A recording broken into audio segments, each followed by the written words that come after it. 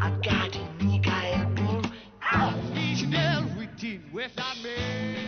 Yr amryddawn, aml-wynebog, unigryw, Dewi Pws.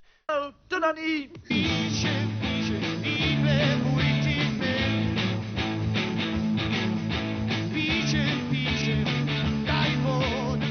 Cafodd Dewi Pws Morris i eni a'i fagu'n Rheboth Abertawe lle ymunodd ac aelwyd yr Urdd Tabernacl Treforys ac roedd perfformio yn ei enynau.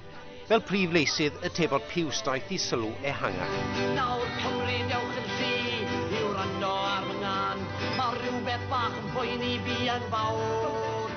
Ac yna, fel aelod blaenllaw o'r band iconig Edward H, sawl un o'r caneuon a chynnwys gwleidyddol yn sôn am gariad at genedl a iaith.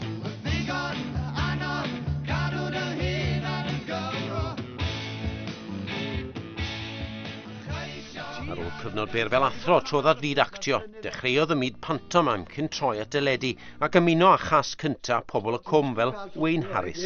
Ei, ble mae dad? Dys efo nôl fan hyn ers oesodd. Wel fel mae, e.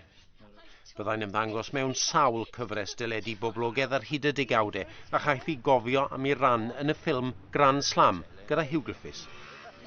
Fel digrifwr a thynwr coes fe serenodd ar rai o gyfresu cynnar mwyaf llwyddiannus S4C fel Torri Gwynt a Mwy o Wynt, yn ogystal ac fel cyflwynydd Byd Pws.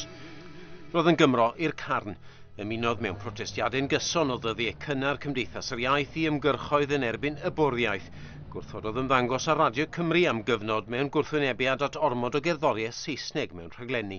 Beth arall sydd y tywydd sy'n neud... Yn ddiweddarach, bu'n fardd plant Cymru, mae hoffter o blant a diddanu'n plethu naturiol. Cafodd ei ddyrchafu Iwys Gwener orsedd yn 2010 am ei gyfraniad i'r genedl, braint yr oedd yn falch ohoni.